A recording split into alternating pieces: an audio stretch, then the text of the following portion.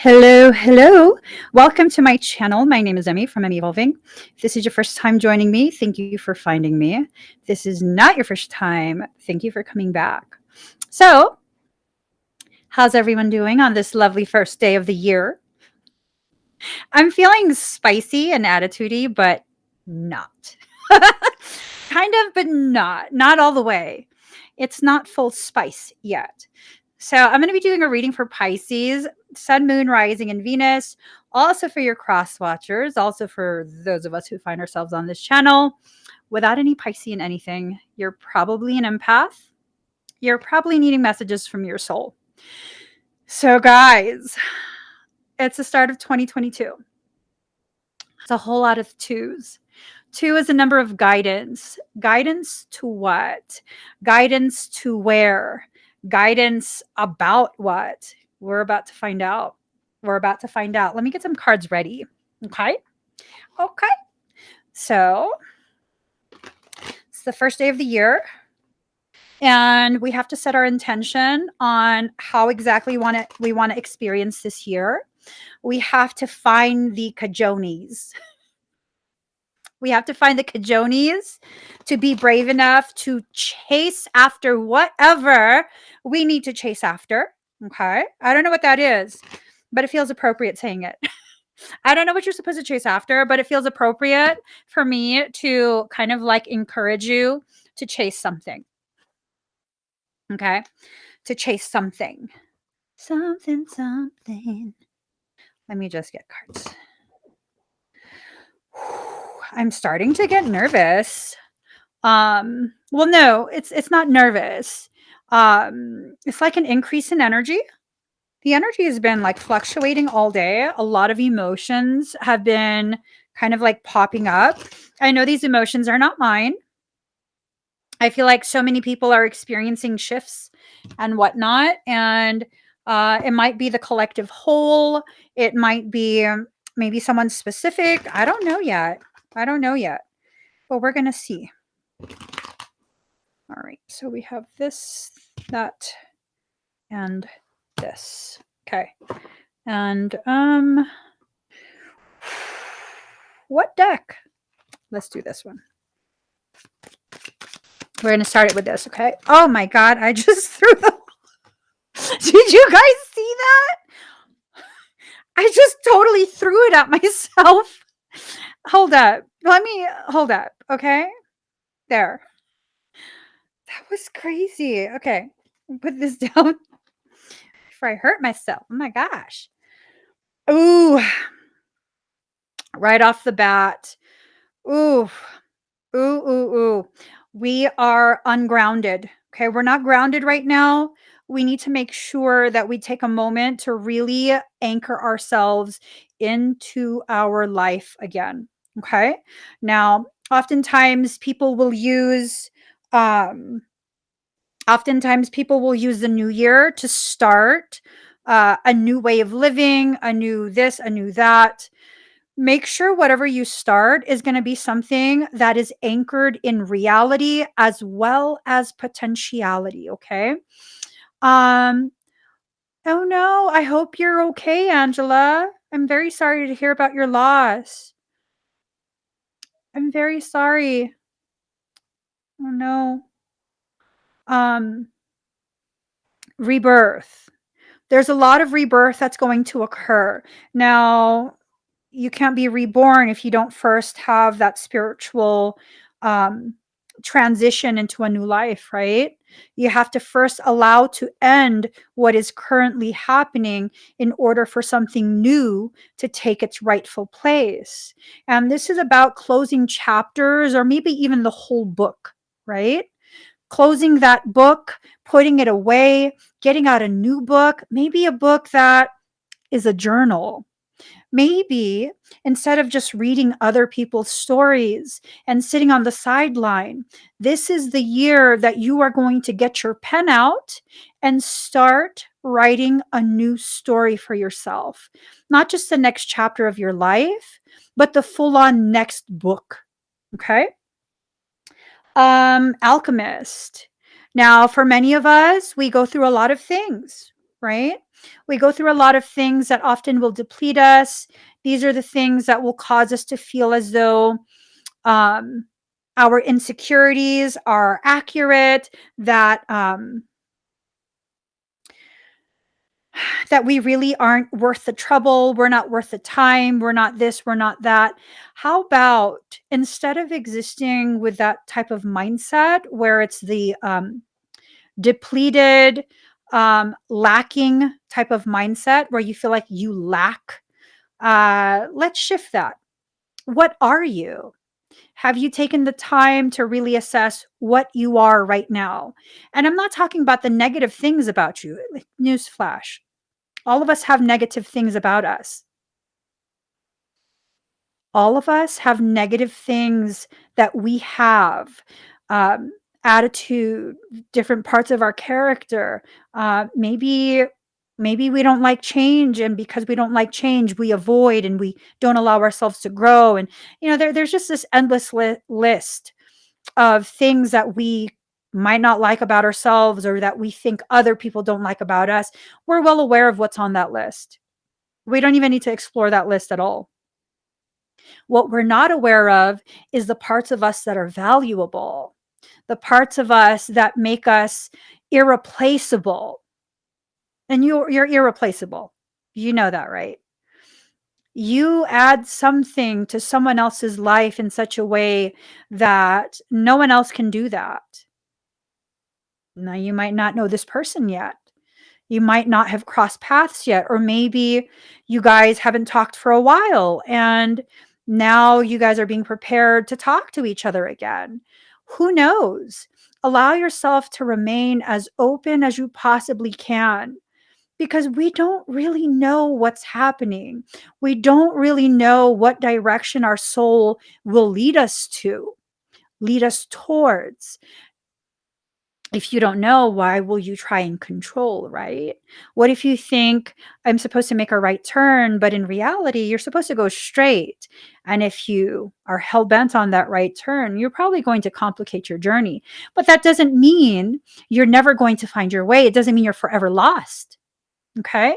So let's exit, or at least take a few steps back from our commitment to living in fear, living through triggering, living through avoidance. Let's take a few steps back from that.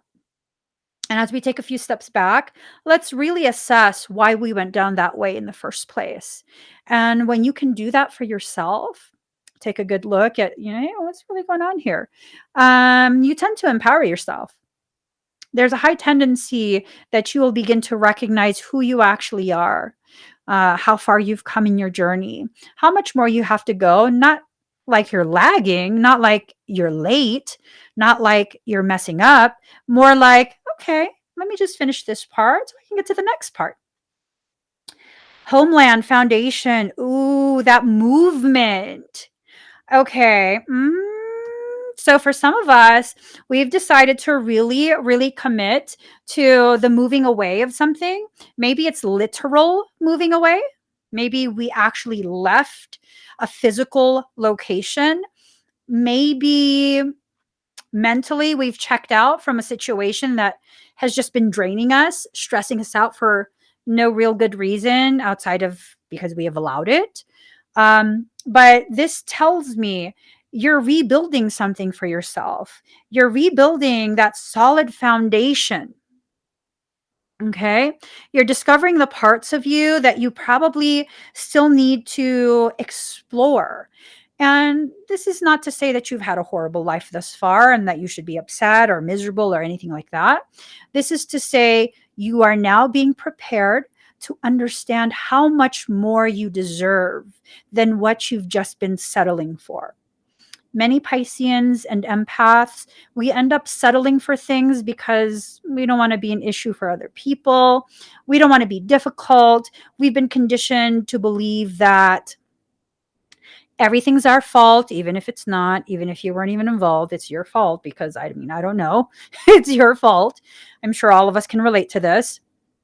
And a lot of things that have occurred, we've tried really, really hard to not make things difficult for people. And we're always made to feel as though we didn't try hard enough, as though we're the issue. Yes, for some situations, we are the issue.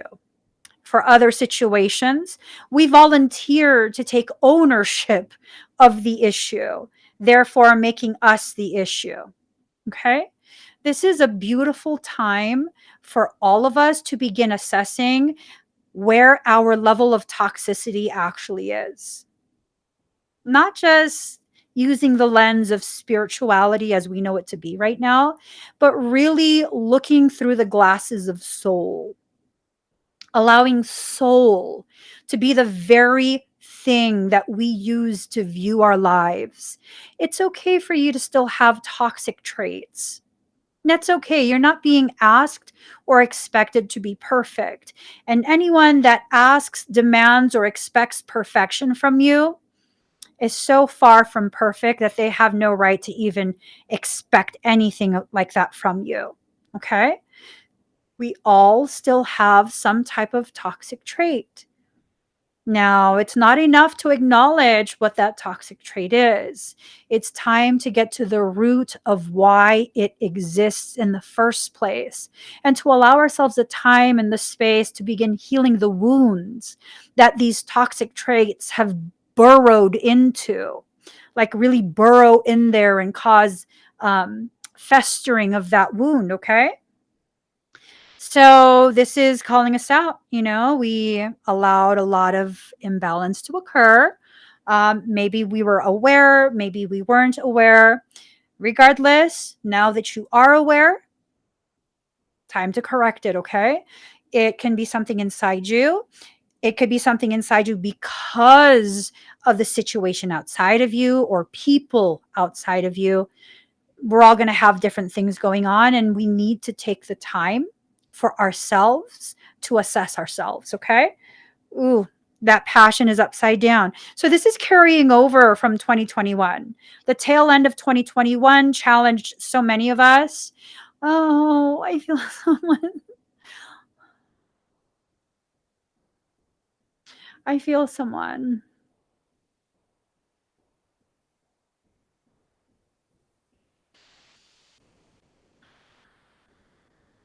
It's such a viscerally felt pain.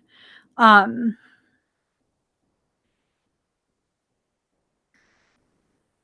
this is carrying over from 2021, the last half. I think it started in the summer and it intensified through the fall, and it came and reached a fever pitch.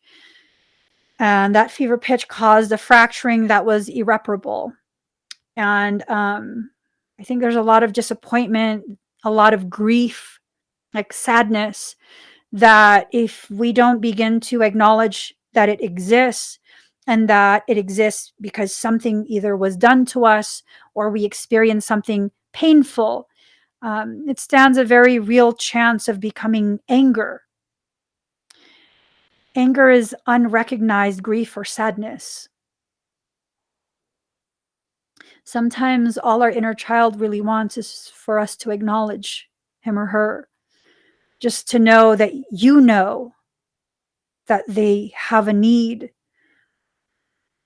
This is a beautiful time of year to begin that commitment to your healing. Healing yourself doesn't have to happen in a week, a month, a year.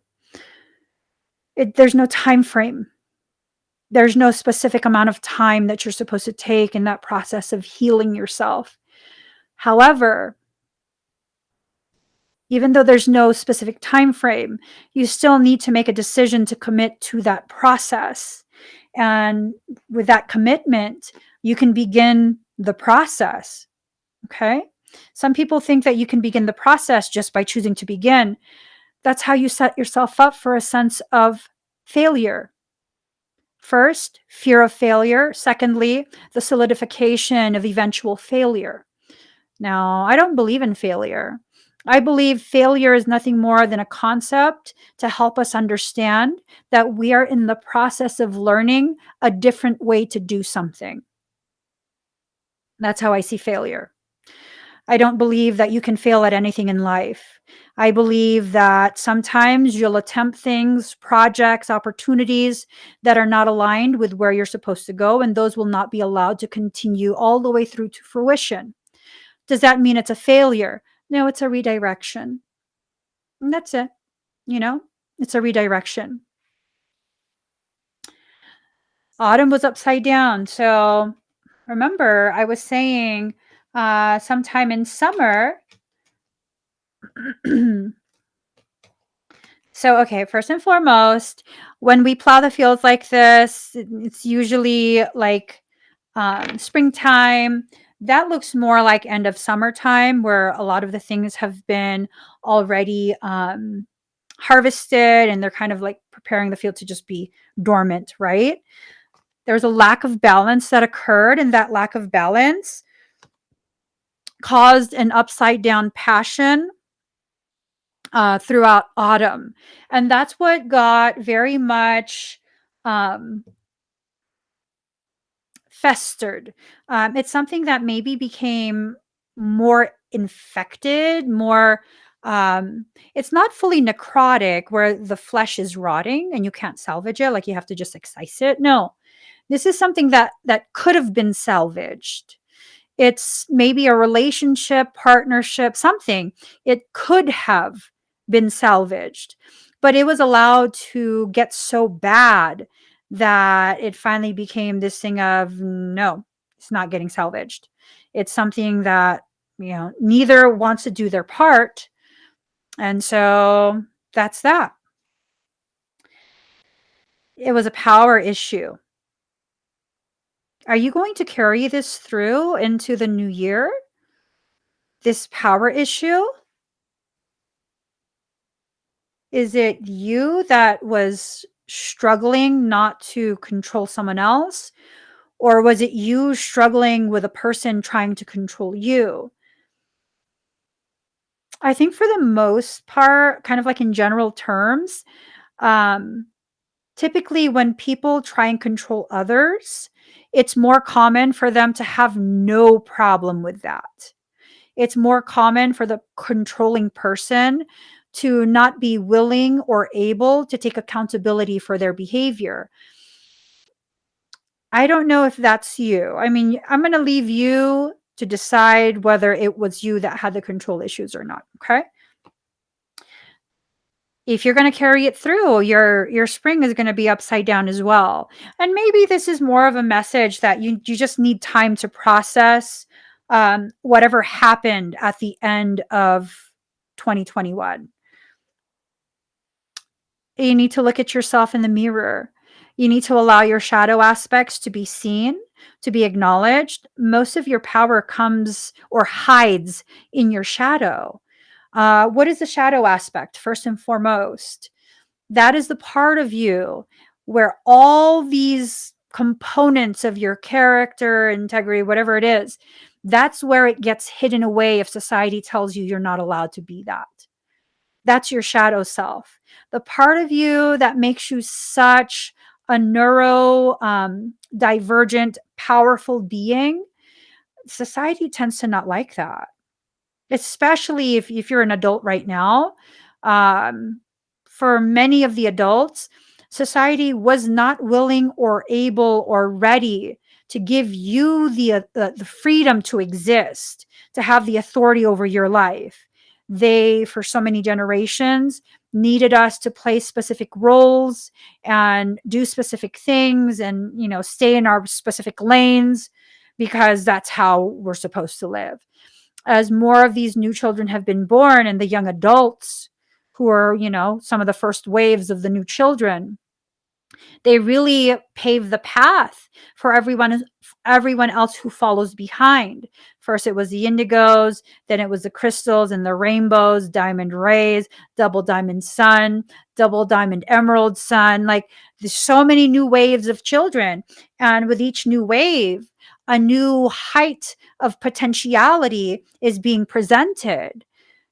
There's no reason you have to continue to live the same life that has made you so unhappy.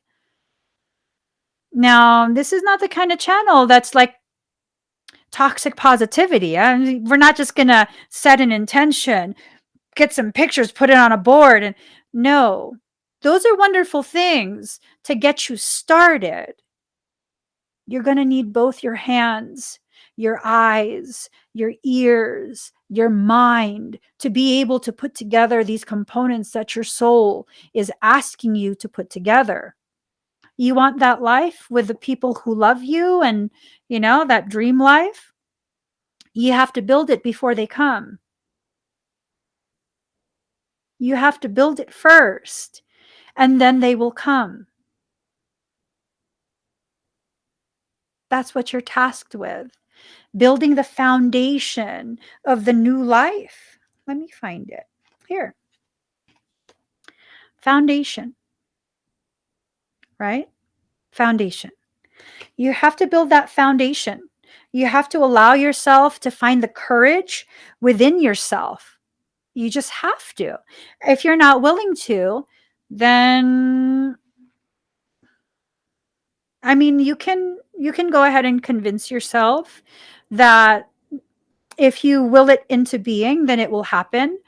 Uh, who knows? I don't think manifestation works that way. Maybe in cases that are kind of exceptions to the rule, it can work that way. For the most part, if you don't put the effort into it, if you don't get out of your own way, it's not going to happen. It's going to be something that will completely disappoint you. How badly do you want a new life? However badly you want a new life, that's how important it is to you. Years ago, when I was displaced with my family, aka homeless, I distinctly remember, for the first couple weeks, I was like perfectly fine with it. I was like, it'll work out. It's no big deal. We're perfectly safe. The kids are fine. Yes, we're stranded in a parking lot, but also, yes, there's no way they're going to miss any meals and we're perfectly safe. And then after a few weeks, more like a few months, if we're going to really be honest, it became this thing of like, maybe this isn't so okay. Maybe I'm going to have to do something to kind of facilitate the bringing to fruition a solution. How badly did I want that? I didn't really want it that badly because we literally had been fine the whole time. And then one day I came to a realization of something. And that realization is the very thing that caused me to understand I need to do more in order for this to be what it needs to be, which is what? That moment where our life changes. Not because it's a bad life, but because it's time for us to enter into a new life, a different type of life. How bad did I want it? Bad enough to not let anything stop me. Did I have to use anyone? Did I have to betray anyone? Did I have to stomp on anyone? No. How did I know I wanted it that bad? If I wasn't willing to take it at someone else's detriment, did I really not want it? No, has nothing to do with that. I wanted it so badly, that change. And I know I wanted that change so badly because I literally would not stop. Example, I bought $1 solar lights. They're garden lights. Summertime. They're only $1 at Walmart. During the day, because we had no electric, we were in an RV, but we had no electric. During the day, I would charge it in the parking lot. And at night, I would build selenite swords with these tiny little tea lights that are solar powered. I literally would be in the pitch black darkness of my RV putting together beads and stuff to make swords. Selenite swords. How badly do you want that change? And let me remind you, I didn't want that change that badly because life was miserable. I was still perfectly happy, really, truly, genuinely. As long as I'm with my family, I'm perfectly fine wherever you put me. Anyone who knows me in real life knows this. It doesn't matter where we are. We can be in a huge house, we can be in a small house, we can be in a parking lot. It really doesn't matter. I'm very satisfied with life if I'm with my family.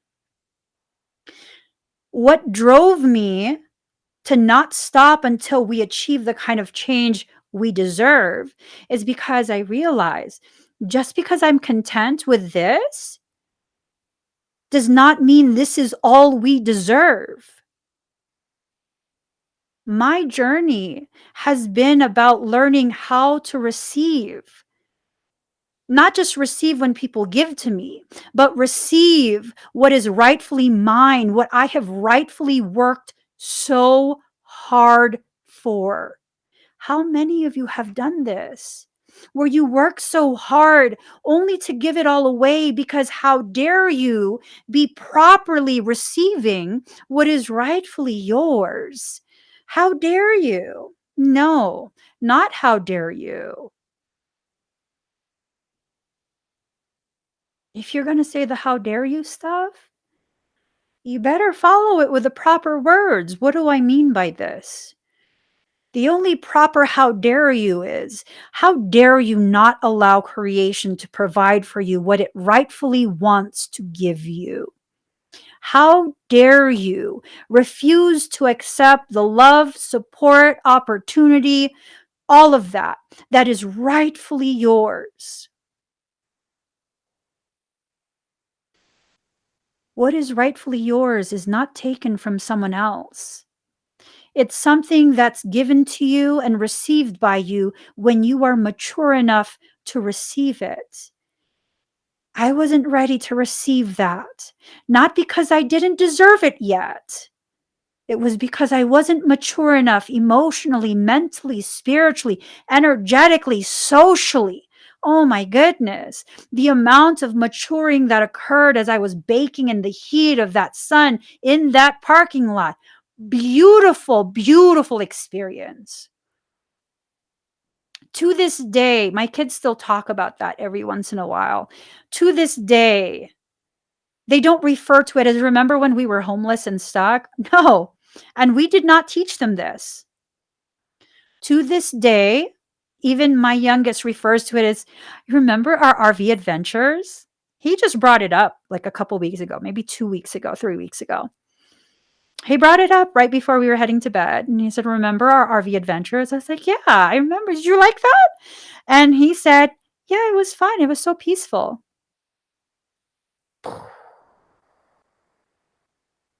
That's how my children saw it. There was no sense of depletion. There was no sense of poverty. And it wasn't because we were hiding things from them. I mean, you can't hide that. There's no electric, there's no water, there's no nothing. You're literally stuck in a parking lot. But the way they perceived it, it wasn't that we were stuck. Not at all. It was that we were traveling together and having adventures together. And it was fun, it was peaceful, and it was amazing. Our perception is what will dictate the way we receive the experiences. You're going to experience something, you're going to experience it. When your life brings you experiences, the way you view it is the way you will feel it. Now, I'm pretty sure if I had viewed that as something horrible, the children would have felt that, and that's how they would have experienced it. I don't know how it could be horrible when, I loved it. They had limited electronic device use because there's no electric. And in order for them to have that electronic device charged, we would have to play at the park for several hours. They got to be children living their life in the sun, charging their biological batteries. How free is that? If the area doesn't feel good, we go to a different area. So peaceful. So peaceful. And it's not just me trying to convince myself it was a good thing. It's me looking back and remembering the life that I've lived. It's less than perfect in the eyes of society, but I don't see it from the eyes of society. I see it with a clarity of soul. If I could have that type of beautiful existence with bare minimum, imagine what I could do when I allow myself to receive. Imagine what you could do if you allowed yourself to receive. This is not about me trying to say, we're going to be rich this year. Let's be rich. This is about me reminding you, you are a lover. You are a giver. You are a nurturer. Imagine if you didn't have to worry about the bare minimum. Imagine how much more you could give, love, and nurture the people you already want to, even with your limited resources. Oh my gosh, how much change will occur this year when we finally stop wasting our energy on the rat race. What's the rat race? When we try and beat the other rats to get more cheese, more of that cheddar. I'm done with that. Whatever I work for is what I will have. And if I need more to help more people, I need to work more. I need to work harder and more efficiently. I need to allow myself to receive what is rightfully earned by me, either through my birth or through my hard work as an adult. I no longer have to exist in this apologetic state where I have to continue to overpay because I exist. I'm not the only one that does that. If you join me regularly, it's because I resonate with you. And if we share that resonance, I can confidently say it's because we're probably very similar people with very similar mindsets and very similar bleeding hearts. It's okay to have a bleeding heart. It's not okay to bleed all over everyone. It's not okay to allow that heart to bleed to the degree that the people who count on you are at risk of losing you. Figuratively, literally, I mean, who knows? But when you've become so depleted, which is what happened at the end of 2021, when you become that depleted, you're at very real risk of losing who you actually are. Sometimes we have to go through that in order to realize that wasn't ever really us. That wasn't ever really who we are. So this is the year we're going to go through whatever we're going to go through to discover the truths for ourselves. These are truths you're going to live through. Now, I love when you guys join me for readings. My readings were never intended to tell you advanced events. Okay? My readings are to serve as confirmation for what your soul is already telling you. That's what it's for. I'm sure your souls have already been telling you this year is going to be different. Why? Because you're going to choose to make it different. This is the time where you choose. The reality is this. It's the first month of the first day of the first month, right? It's just a day. It's just a day. It really is. That's how I see it. Last night wasn't like this big, oh my gosh, it's a new. No, it's another night that comes before another day, which is a precursor to another day after it, and another day after that, and so on and so forth. It's just another day. This is something that we can choose to do today, tomorrow, next week, next month. It's going to be hard to choose to do this, though, so long as you continue to participate in this mindset of you're not allowed to receive because you don't want to be selfish. Why is that selfish, by the way? I never quite understood why I feel that I'm being selfish by simply receiving, not taking, but simply receiving what's being given to me by creation itself. I don't know what's selfish about that. Maybe one day I'll understand, but tonight I don't understand. Ooh, lady goddess, feminine.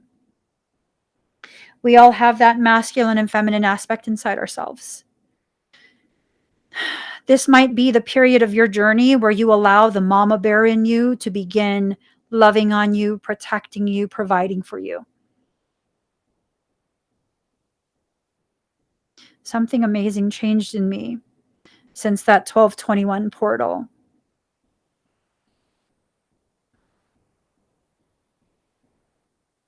I'm now okay receiving. I'm now okay taking ownership of more than just my toxicity. If I can own all of my actions and decisions and the negativity attached with those things, gosh darn tootin', I better begin owning all the beautiful things as well. All the beautiful ways in which I affect other people, all the beautiful things that other people tell me about me. I'm not afraid to receive anymore. Receive what? Whatever soul wants to hand to me. I'm open. If it's a new friend, if it's a kind word, if it's a harsh word, if it's an opportunity to be triggered and not react the same way that I usually react, all of it is a gift. And I'm going to be a gracious recipient of all the gifts of life. I ask you to join me there, allowing yourself to receive what's rightfully yours, whether they're lessons or blessings, or blessings are blessings. Blessings and lessons and blessings. You know what I'm saying?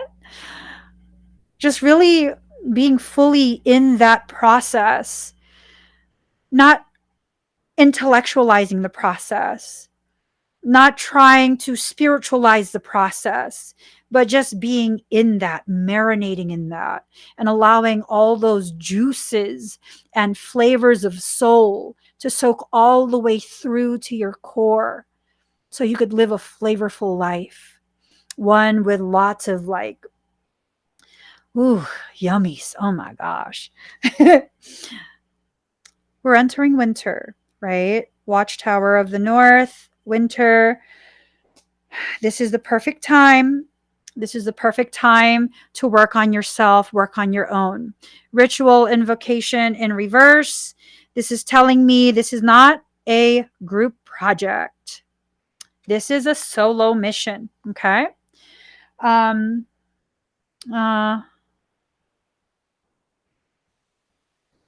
this is a solo mission. We have to make sure we allow ourselves to go through whatever processes that will shift the way we see. Okay? Let's see. Card number 37, transitions. You have all of the inner resources you need to cross whatever bridges arise on your path. That's beautiful. But that's limited. That's beautiful, but it's limited because it says you have all the inner resources you need to cross whatever bridges are on your path. Maybe you can fly. Maybe you can also swim. Maybe you can burrow and tunnel. There's not one way for you to reach where you're going. You just have to be open to experiencing it in a different way. You don't always have to use the bridges. You don't always have to stay on the path. Sometimes you discover the most beautiful things when you leave that beaten path. I remember one time I was at a national forest with a couple of my really good friends, and we were hiking, and then my kids pointed out that our really good friends have disappeared. They were worried that they got lost, and I was like, no, I'm sure they're fine. I'm very sure they're fine. And when we saw them later on, they were like, there's some amazing stuff down there. And I was like, see, they're fine. Do you simply want to see what everyone else has seen? Where this path has been traveled for so long, there's no more life capable of growing there. Because that's what a path is. It's become so compacted. Things no longer grow on that path. That's why you can see the path. I've said this before, and I'll say it again. The truth of your spiritual path is a wilderness. You're the first one to travel it. So for you to say you've lost your way, you're no longer on your path, that's a total lie. It's a lie that you've been told. You've been programmed to believe that the only path you are to take is behind the person who sounds like they know where they're going. You know, it's kind of not that. The truth of your spiritual path is that it's a wilderness, a limitless potentiality of the direction and the speed with which you will travel through that wilderness. When you go through a wilderness, because I've gone dry camping in absolute wilderness many times. The truth of that experience, trying to get from point A to point B, is just like, then what's the point? You might as well live in a city. But allowing yourself to kind of just mosey on along and discover things. And I'm totally the kind of person, I don't know if you guys are like this, but I'm totally like this. You can't take me somewhere in the wilderness and not have me be like, oh, look at that. Oh my God, look at that.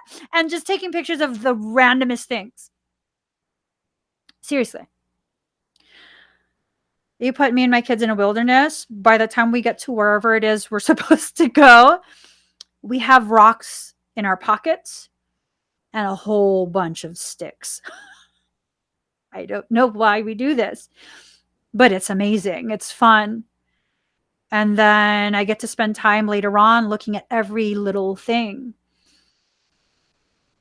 It's a very beautiful, beautiful existence, being able to explore your environment in that way. What if this is an analogy for all the pebbles that you pick up because they're interesting?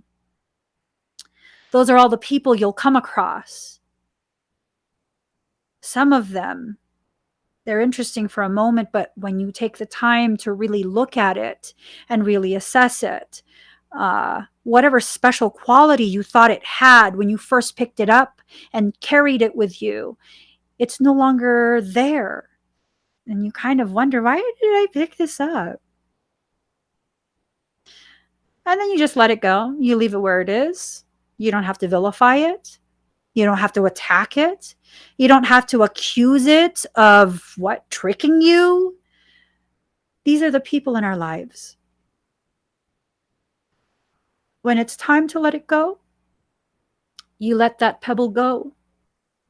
But the ones that make you feel something, that stir energy within you whenever you look at it, and you don't even know what rock it is. What's the value to it?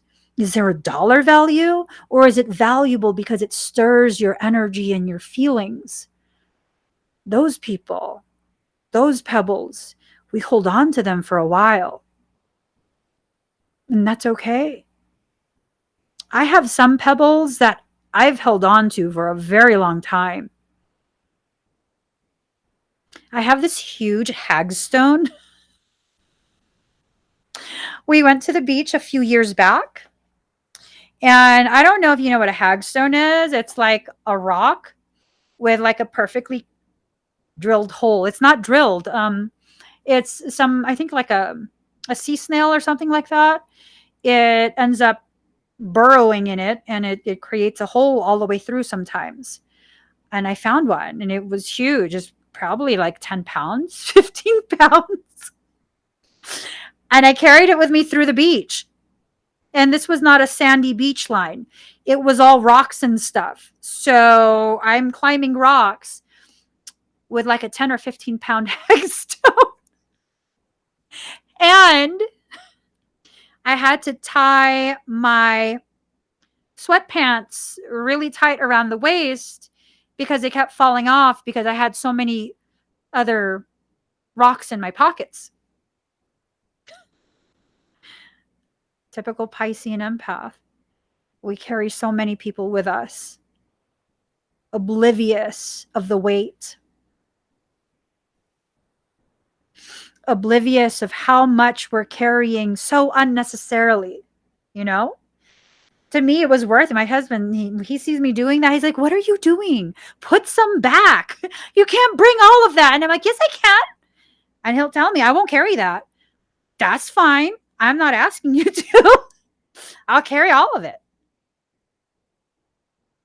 And then you give me time and I look at it and I'm just like, why did I even pick this up? What did I see in this? It's like a lot of people that I come across. I'm learning not to put all of you in my pockets because you deserve to be free on that beach, being washed by the ocean, being warmed by the sun. Some of you will come home with me and will be cherished by me for a very long time. Most will have our time together on the beach, and I must respect and love you enough to leave you where you belong, where you can be bathed by the ocean and warmed by the sun. It's okay to love people in that way, where you can come visit them here and there and not have to take ownership of them. Card number 23, broken dreams. Only you can accept or reject your dreams. A dream was broken. That reflection, the person that you thought was a reflection of you, it's been shattered. You're realizing this nest egg that you've been trying to build with them, friendship, business partnership, relationship, it's been broken. It's been shattered. You can never look at them the same again. You know?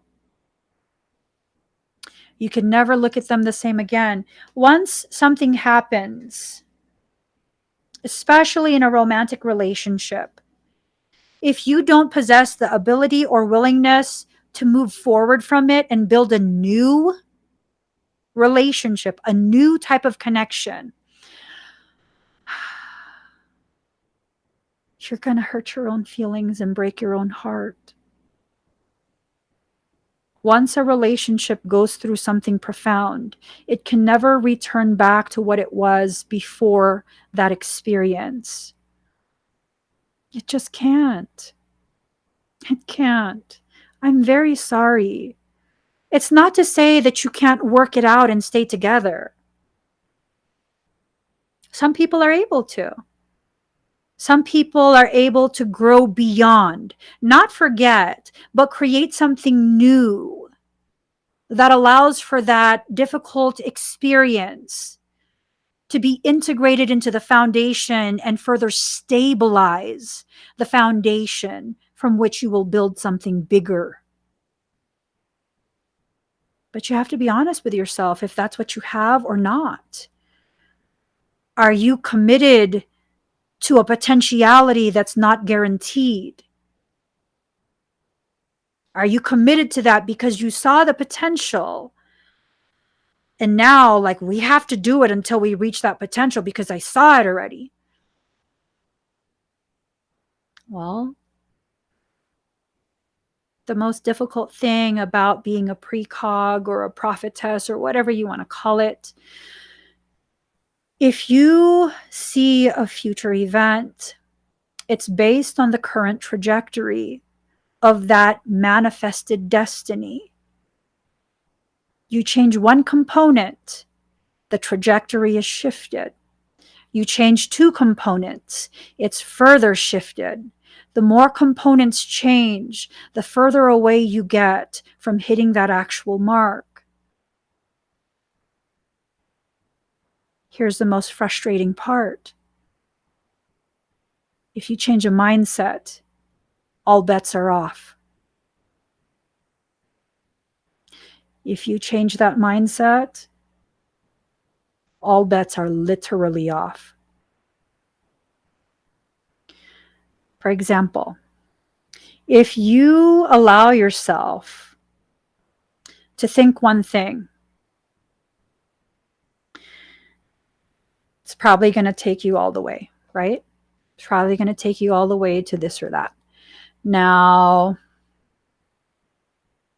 if you change your mind, what's going to happen? We no longer know. Say you have plans for dinner. They're not solid, but they're plans. You guys want to go to the Brazilian steakhouse, right? Yes. Brazilian steakhouse. Yum. And then suddenly you see something that, ooh, I don't want no meat. I just saw an article about the meat and, oh, Brazilian steakhouse tastes yum, but I don't want any kind of meat. You're no longer going to that Brazilian steakhouse. Where are you going to go? We don't know yet. We don't know how that shift in perception is going to solidify. We just don't know. We don't know. Do you need to know? Do you want to know? I think the most powerful shift in my life was when I finally stopped trying to control. Stop trying to know and pre-plan and plan for contingencies and follow more strings and plan for those and those and those and those and those and those until it was a tangled mess of yarn. Now it's like, all right, let's do something. What do you want to do? I don't know. What do you feel like doing? You want to blah, blah, blah? Yeah, let's do that. It's beautiful. You can ask my husband. We never have plans. If we're going to go travel somewhere, we usually decide that morning. Unless it's like a pre-planned, something important, run an errand, yada, yada, because when we travel, we have to cross multiple states. We always, no matter where we travel, it's usually crossing state lines. No, we don't like, it's not this thing of, all right, so in 3 weeks, we can squeeze in this, this, and this. No, I still have a full schedule. I have a full schedule. As long as I got Wi-Fi at this time, and this time, and this time, and this time during the day, we going. If that's where we're supposed to be, that's where we're going. Is that where we're supposed to be? Because because that's where our heart took us. It's a beautiful thing. It requires you trusting your soul's ability to provide. Typically, if we're going to go to a different state, we won't look for a place to stay until we're well on the road. It's usually super late at night by the time I'm like, oh, I didn't find anywhere yet. Let me go look. And then what happens? We find an amazing little spot to stay at. And it becomes a beautiful experience. Card number 43, inner life. Your inner life is a garden to be cultivated. What if these trips are within you? What if you're being encouraged to travel through your heart's forest, not just a garden anymore? Let's really make this the year where we expand our perception of what our internal and external limitations are.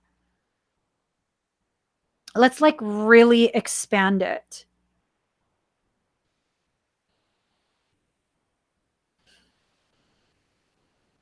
So many beautiful things have happened throughout my entire life. It's been difficult. It's been very challenging, but so many beautiful things. And the most beautiful things were things that were never planned. I've never planned any of our children. We've never planned to have any of the children. They're always very unexpected, beautiful surprises. Beautiful. What are limitations? The stumbling blocks that other people tell you are in front of you, but are they really? They are if you believe it. And if you don't, then there's nothing there. That's what limitations are. There was, hold on. I'm so sad and I don't want to be. I want to receive and I own my mistakes, but I feel so blocked. Feeling blocked and being blocked are two different things. Feeling blocked and actually being blocked are two different things. Limitations are what we believe, you know? Limitations are absolutely what we believe in. What do you believe in? And you better say yourself. You better say you believe in yourself. Card number 15, distorted desire. Conscious desire rarely satisfies the unconscious need driving it. Oh, that is powerful. Ooh. Conscious desire rarely satisfies the unconscious need driving it. Are you trying to connect with someone on a conscious level based on a subconscious need for a connection with someone completely different? Bada bing, bada boom. What? Bada bing, bada boom. Damn. It's making that spice factor amp up. I'm just saying. Bada bing, bada boom. Oh, okay. Card number 40, inner integration. There is peace, equilibrium, and fulfillment in integrating the inner wild with the taming and tempering effect life has on us. You can be wild, you can be free, and you can also be self contained within this life and journey that you're on. It's okay if you're messy. It's okay if you're living chaos. What's not okay is not properly appreciating, acknowledging, accepting all these things that you are. The things that made me the most unhappy for so long was trying to be something that I'm not. And what was that? A Stepford soul. I don't fit into nice, neat little boxes. I just don't. There's no box created big enough to contain me. And I don't say that out of ego. I say that out of a realization and acceptance that I was never meant to fit in a box. Neither are you. How do I know this? People who fit nicely in boxes and are content to stay in those very limited, very confined boxes, they don't resonate with me. They think I'm full of shit. Hey, shit is what grows the plants. I got no problem with whatever people think of me. You know why? It's not because I don't give an F. It's because I determine my own worth.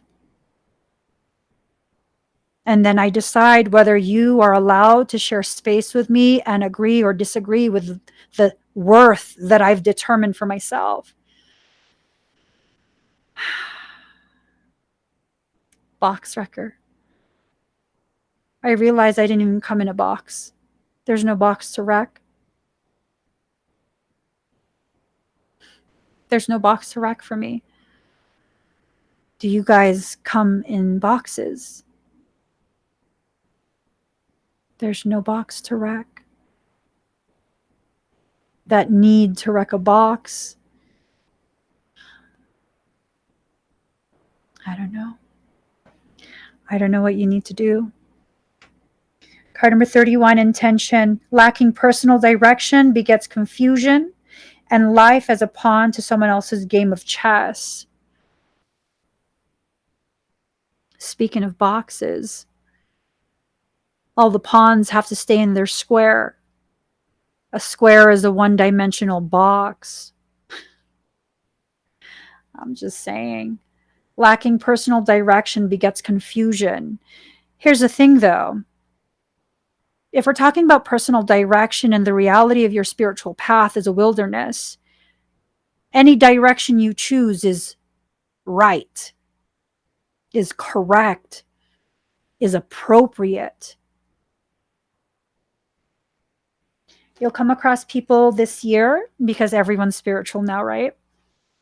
You'll come across people this year who will look at what you've done with yourself and look for ways in which to convince you that you were wrong, that you chose the wrong thing. Are you going to listen to them? Your path is a wilderness that no one has traveled before. Why do you think these people know what they're talking about if your path is a wilderness that no one has traveled before? The more they need you to agree with them, the more they try to convince you of something. To me personally, that's the more I'm being given confirmation that you have no idea what you're talking about, and I should steer very, very far clear away from you. That's how I live my life now. And some might say, well, Emmy, but you tell all of us what to do. No, I share with you what I think, what I've lived through,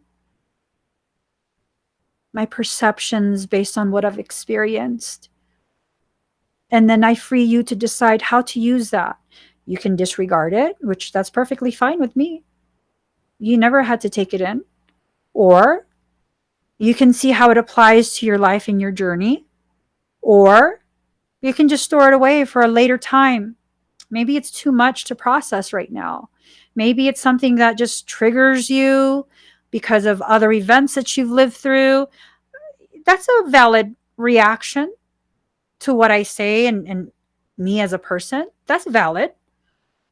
We don't have to agree for you to be valid to me. We just have to be mutually respectful, right? We can disagree in a mutually respectful way. Now, when someone keeps telling you, yeah, no, when they keep trying to convince you how wrong you are about your perceptions about your life, no.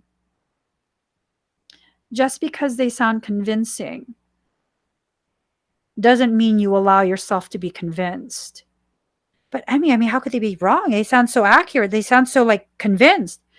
All liars, the good ones, they're convincing you because it's not the truth. If it's the truth, you don't have to be convinced. You hear it and you feel the truth that emanates from what you are witnessing. Have I ever had to try and convince you guys of anything? Or have I only ever simply shared and like, you believe me or you don't, is perfectly fine with me? Have you ever heard me try and convince you like, oh, no, Michael does talk to me. No, he looks like the paintings. He don't look like that. He can, but he don't look like that always. No. Am I trying to convince you guys that Marlene talks to me? I'm just like, I don't even know if you're a real woman. I'm kidding. She's like, I was joking about that. But I don't need to convince you guys of anything. What I experience is what I experience. And you're either going to resonate with that and accept it as something authentic, or you're not. I'm never going to try and convince you of anything, because I'm never going to talk about anything as though it's truth unless I live through it. I can have opinions on things I've never experienced, but I mean, I don't really feel like that carries any weight. Why? Because I've never experienced it. I don't care if I've read it in a book. That's not the same as experiencing it. It's just not. When was the last time you heard me talk about something I didn't experience for myself? I don't know if I ever have. I don't know if I've ever spoken passionately and in depth about something that I simply read about in a book or seen in a movie and never ever experienced. How could you be so set in your positioning over a subject matter or experience that you've never personally experienced? I can't actually hate you because everyone else is telling me what they've experienced because of you until I experience it from you. Some would say that's a dumb way to live. Others would say that's full of integrity. Is one more accurate than the other? I kind of agree with both, to be honest. I agree with both sentiments. I'm kind of somewhere in the middle of that. And it's okay to be in the middle of things like that. Card number 27, renewal, regeneration begins with decay. Whatever it was, it is no longer. Even it still carries the same shape and form. Once it begins to decay from the inside, by the time you see the decay on the outside, it's too late. Have you ever tried to salvage fruit that's soft? By the time that decay shows on the outside, it's been spread through the inside pretty far. That tells me that for some, whatever connections existed had begun decaying for a while already. From the inside, a contaminant was allowed to enter. This seed of dissension was allowed to enter. It was not spoken about, it was not addressed. And in that addressing and speaking about these seeds, you have the opportunity to extract them. It was hidden away. So it had since early summer, late spring of last year to rot. Even if it still can look the same on the outside, you know, and I know, it's rotten to its core now. It's too late. But in that decay, you are freeing up space to grow new things. You know, and then you'll have the people who just can't let go of things, which, you know, if that's how you are, and that's how you are. And it's this thing of, you can hold on to that jack-o'-lantern all you want, but the moment it starts to mold, it's going to start to mold all the way. You're not going to stop that. It's in the process of decay. And they'll be like, oh, well, you just toss everything away. Yeah, I would toss that jack-o'-lantern into the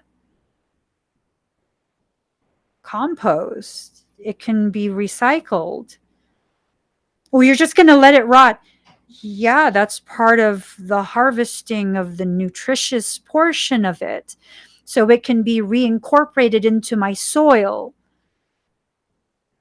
and benefit the things that are still living, the things that still have the opportunity to bear the fruit that will feed the souls that come to my garden of life. Everything in my life has a purpose, and it's not that I use people. It's that I understand that not everything is meant to stay with me forever. And I don't have to be broken and bitter about the jack-o'-lantern going through its cycle. Instead, I can accept it and honor that and use that as part of my growth, not at the detriment of the jack-o'-lantern, because that was always going to happen to the jack-o'-lantern. Whether you cut into it or not, it was always going to happen eventually.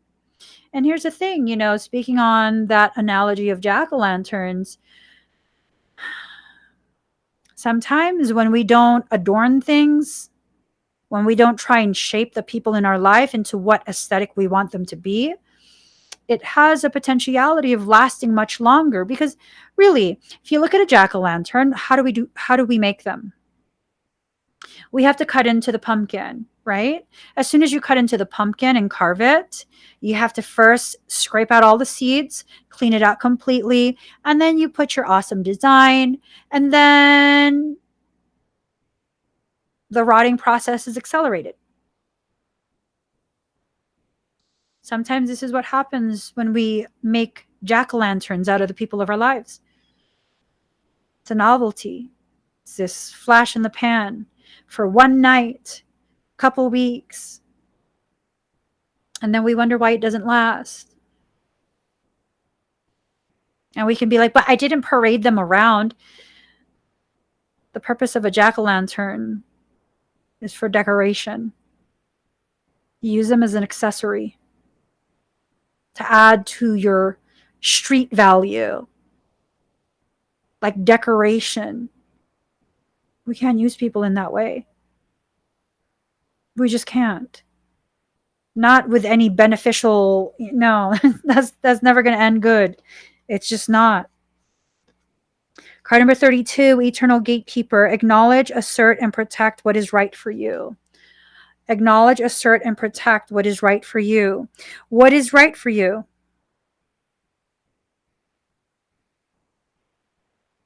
Do you know?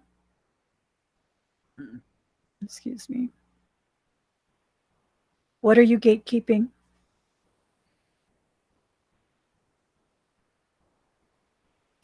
I don't know. For me personally, this feels like I am gatekeeping entry into my auric field, into my auric kingdom. Does she look hateful? No, she looks unbothered. She looks very much unbothered. She looks like she's at a point where, she's just doing her thing. She's just doing her thing. When you're just doing your thing and minding your own business and protecting your space, what is wrong with that? Because there will be people who will try and convince you that that's wrong. You're excluding people. Honey, not everyone deserves the honor of being in your presence. I say that with all seriousness. Baby cakes, not everyone deserves the honor of being in your presence.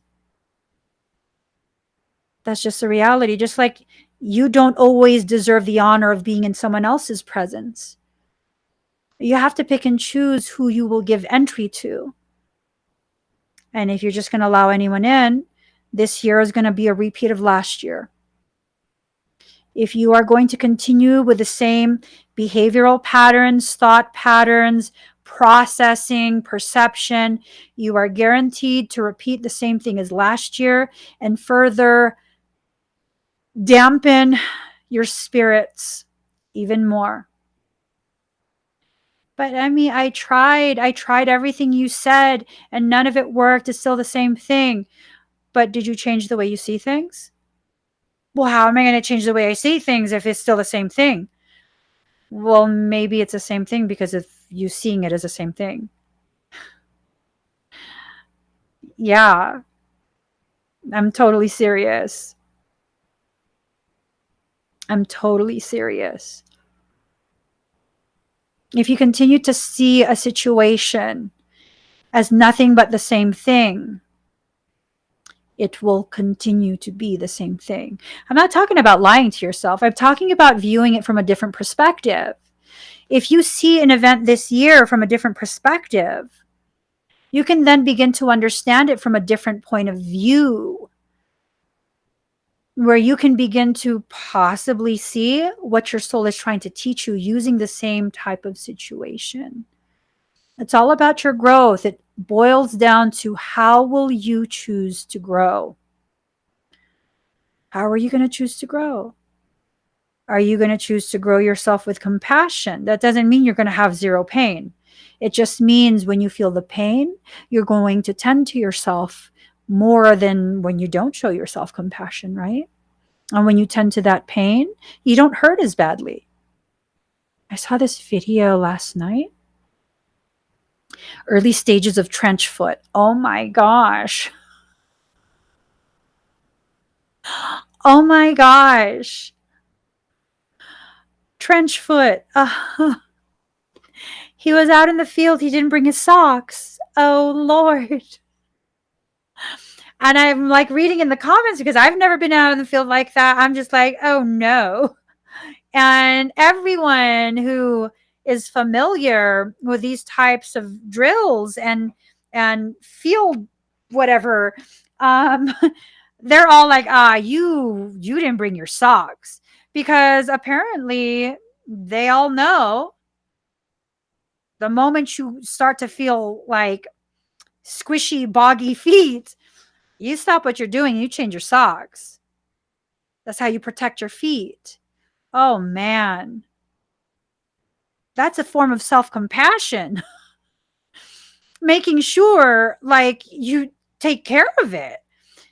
Yeah, trench foot, from what I was reading, it's like it takes months and it's painful. It looks so bad. I was like, oh hell no. How do you leave it like that? Like, if it feels uncomfortable, you got to change that. It's the same thing with life. If someone continues to make you feel very like bogged down and just like soggy, you got to change that. If you talk to them, if you communicate with them and they understand your need and they don't care. And this is, you can tell this through their behaviors. If they changed what they're doing, that usually means they weren't aware that it had that effect on you. And now that they're aware, they love and respect you, so they're not going to do that. But if you tell them and they just keep doing it, that's like spiritual trench foot. I'm just saying. Card number 13, false beliefs. Once the untruths that we believe about ourselves are illuminated, so are the ways we can realize the false limitations they confine us to. Ooh-wee. I got to share something from a post that I saw. I got to share this. Un momento, por favor. Okay, so this really irked me. Not the person, but the post itself. So it's just like this meme with words. So you think you're humble. Wait until universe instructs you to serve someone who has hurt you, bless someone who has betrayed you, and mentor to the very people who have salted your name. Are you humble enough? Everyone wants a table in the presence of their enemies, but what happens when the universe places them at your table? So you think you're humble.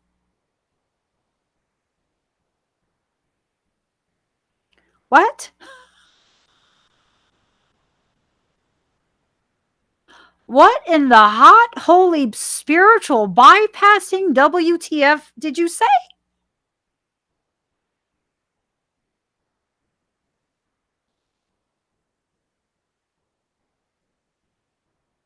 I still can't wrap my mind around it. So you think you're humble. Wait until universe instructs you. I'm going to just put it on the screen. I'm going to just have to put it on the screen. Y'all need to help me figure this out real quick. Let's have a discussion.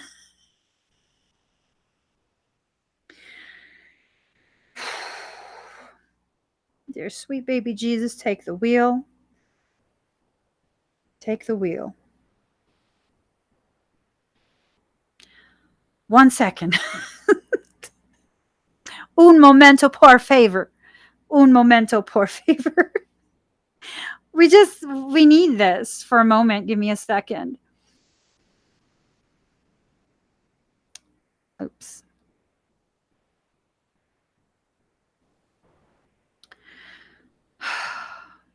It got me stressed out. It got me so stressed out.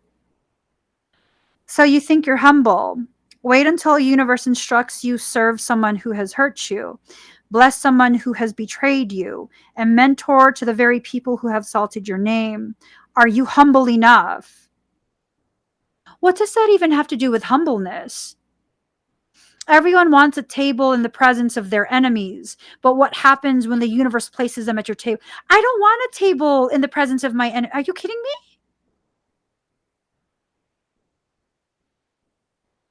Like, to me, I read this and it's almost like this very convoluted thing of like, you're a bad person if you can't play this role of a junior messiah and give to the very people who already took. For me, this has a lot to do with what have you learned? What have you learned? Have you learned how to love yourself yet? Have you learned to sit at a table by yourself in an empty room and still be okay with consuming your meal? The very sustenance Creator gives you.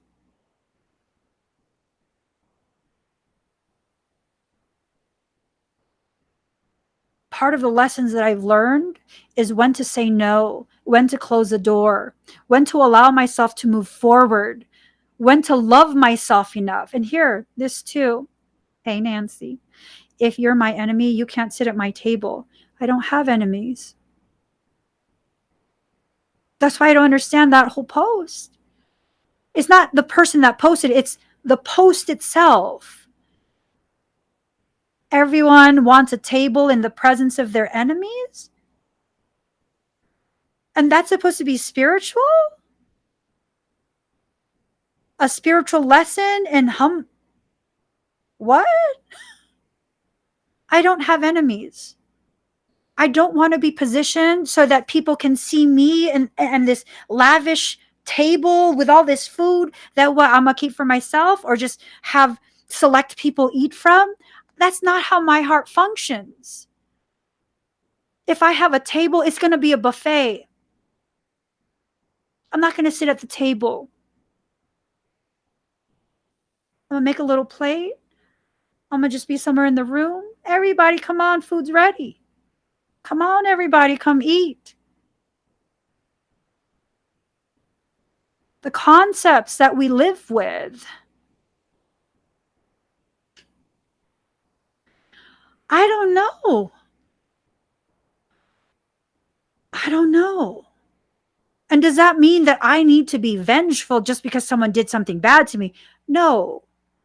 My perception, I need to just be aware you have that capacity. You acted upon that capacity. Nothing is stopping you from doing that again with me. I need to not be around you because I don't have the capacity to create a boundary and enforce it with you. I've taught myself through my observation of my behaviors with you that I'm incapable of that with you. So let me not be around you anymore. And this is the year. This is the year where you need to enter into that place of being where all of that spiritual stuff, that's not even spiritual. What do you need to learn for yourself? What are the lessons that you need to focus on this year? What hurt you so much last year that you will use this year to now heal from? And in that process of healing, you're actually giving yourself the time and the space and the opportunity to digest the lessons you were nibbling on last year.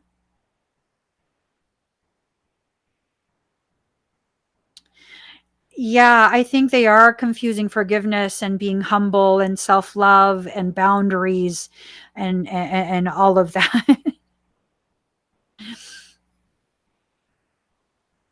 What if we are forced to sit at the table due to circumstances? How would we conduct ourselves? How would we conduct ourselves? I'm going to talk about a very similar topic for the Soul Sanctuary podcast this Tuesday, 8 a.m. Pacific Standard Time. I'm going to be live every Tuesday, 8 a.m. Pacific Standard Time. And this is going to really be part of that discussion. I hope you guys show up for that. It's definitely something that we need to begin kind of mulling it over. I don't know that I have all the answers. I just have my perception. And maybe if we come together and we all share our different perspectives, we can all together and individually begin to see the same situation from different viewpoints and more efficiently come up with potential solutions that we can, share with each other. This is a year where you're going to really be tested. How far are you willing to grow? You're limitless. You really truly are. You're limitless. Whatever you believe in is what you will limit yourself to. So a lot of people are like, Emmy, you need to believe how, important, powerful, all of these like nice sentiments and stuff. But I don't know. I don't know about that. I think we're all important. We're all powerful. We all have our own purpose. None is more important or powerful than the other. We all serve our own purpose, right? And I don't know that I'm ever supposed to really fully understand that. I don't think that's part of my life lessons this year or any other year.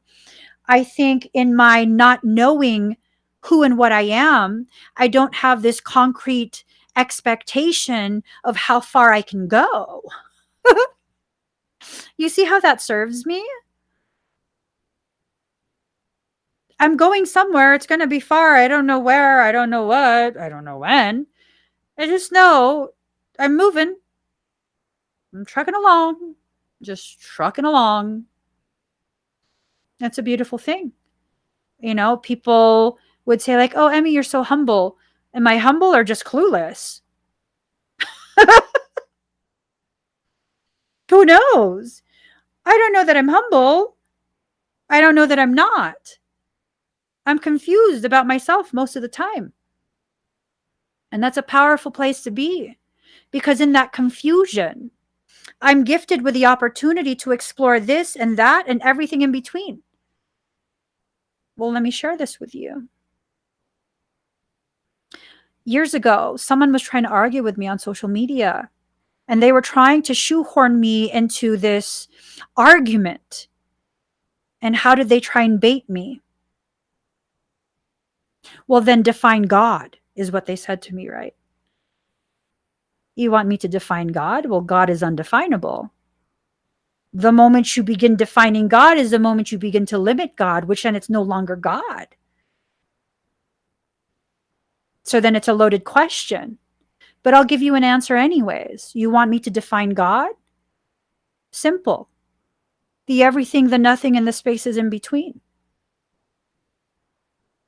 So when I say I'm confused, much of my life I'm confused. Am I everything? Am I nothing?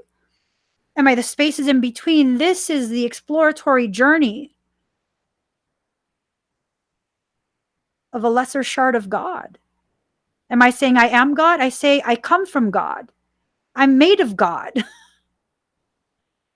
I'm a part of God exploring itself through the limited view of this particular body.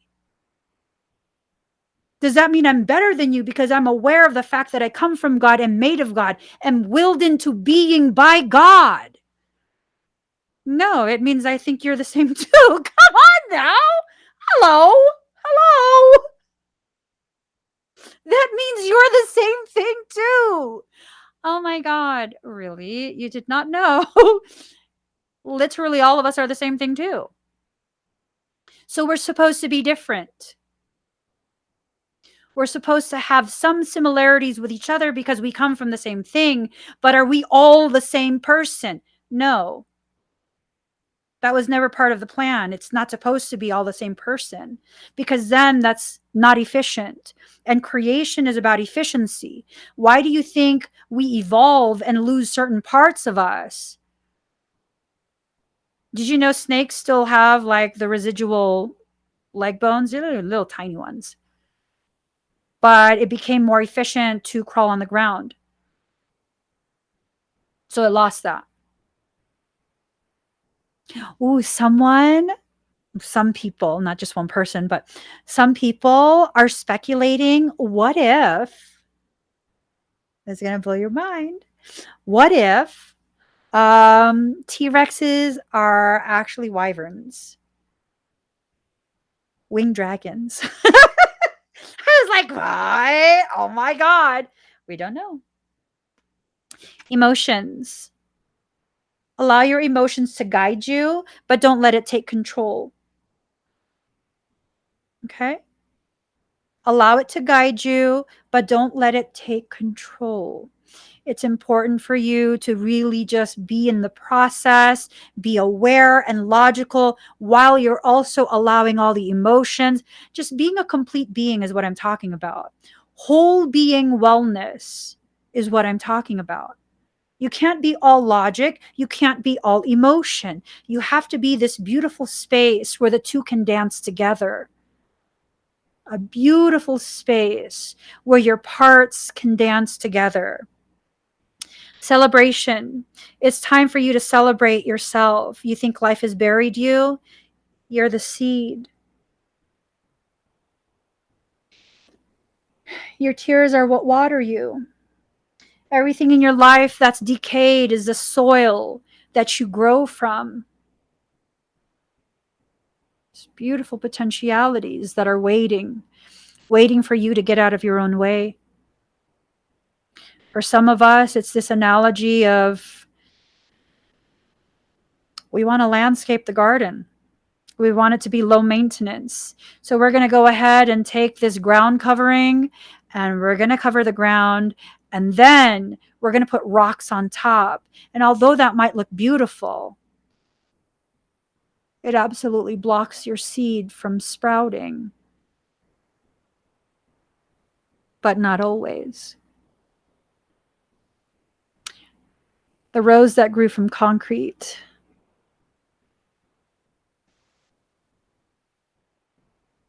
Hold up.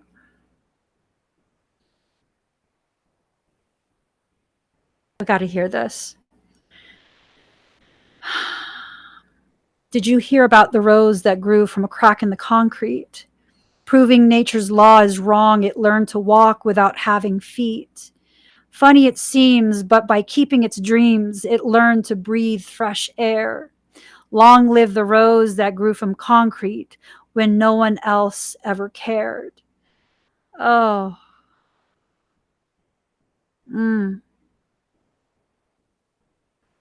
Oh. Oh. That's by Tupac Shakur. Tupac Amari Shakur.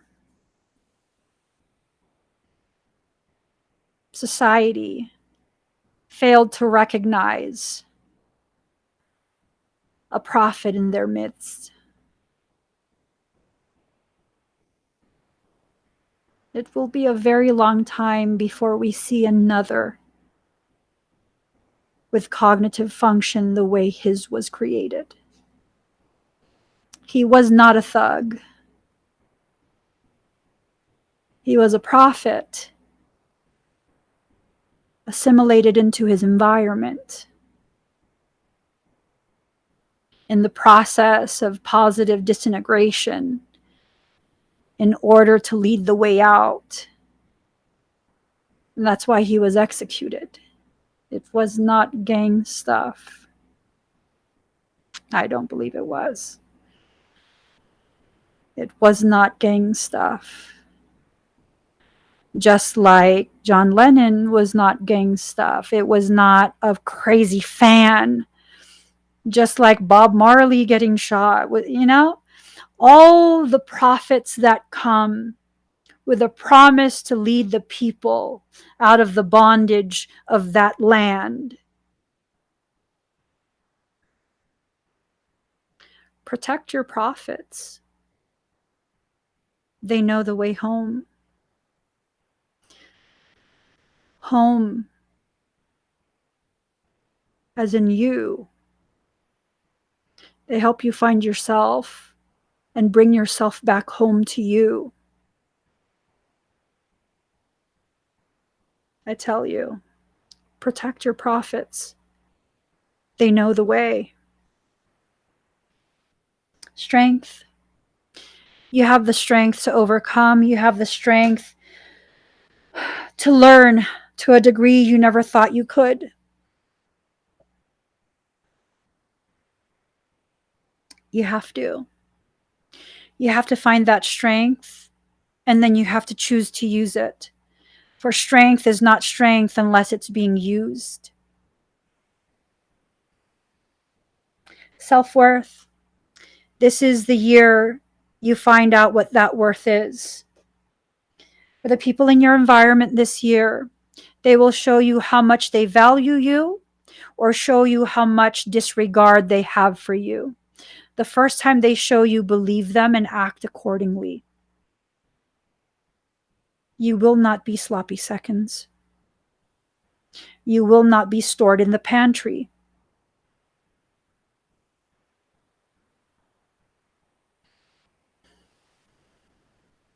You are an entire 7-course meal.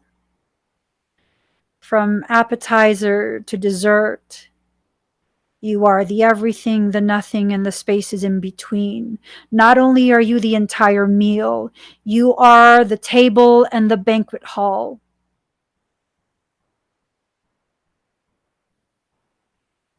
You're also the servers and the cleanup crew. You are the chef, and all your memories of all these things that have happened in your life, they are the guests.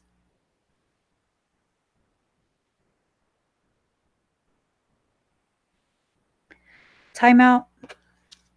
It's time to take a time out from the world that you live in. It's time to go deep within yourself. It's time to go as far into your truth as you have the courage to travel. You will not drown, you will not get lost, but you will become afraid.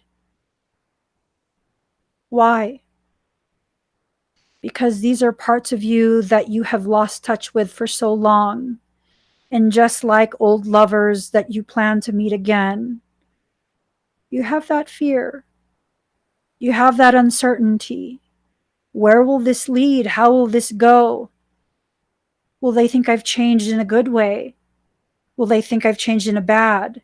Will they still be in love with me?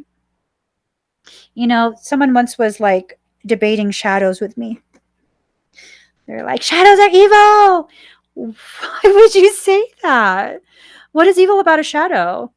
And I was so serious. Like, what is evil about a shadow? Well, because, Emmy, like, it's dark. Well, what's evil about darkness? Emmy, it's darkness. By definition, it's evil. No, darkness is just absence of light. Right, and light is good. Well, how do you know that? Well, because it's light. And I didn't want to say anything. I was just like, this makes no sense to me. And then they got irritated because I wouldn't agree, but I wouldn't say anything either. So they asked me point blank, how could you not think darkness is not evil? Well, it's simple. I was grown in the sacred darkness of my mother's womb. How could I ever see darkness as evil? That was the first home I occupied before I came into this world. Every time when it's time for my body to repair itself, to rejuvenate, it needs complete darkness. Why do you think humans are not nocturnal? Because at night, that's when your body repairs itself. How can darkness be intrinsically evil? And they didn't get it. They got frustrated, they got irritated. And I said, listen, your shadow is like a puppy dog in love with you. It's the only thing in your entire life that will never leave your side. It will never leave your side. It will follow you everywhere and be present for every event, every high, every low, every wish fulfilled, every time you're disappointed. It's there with you, either at your feet or behind you. It's there with you. It's there with you. Has it ever harmed me? No. It follows me like a lovesick puppy. How could I ever have hatred for something that loves me so much that it follows me through everything and never leaves my side? And if anyone wants to say, well, your shadow's not there in the darkness of night. No, it's surrounded me, holding me, right there beside me. How is that evil? It's not. It's what people do with their shadow. That field of intent is what creates that perception, human perception of evil. But guess what? You're more than just human. If you begin to see yourself as human and something else, something divine that transcends this life, you'll begin to understand, maybe slowly at first, but you'll begin to understand what some do for darkness. It's allowed for the continuation of the light as well.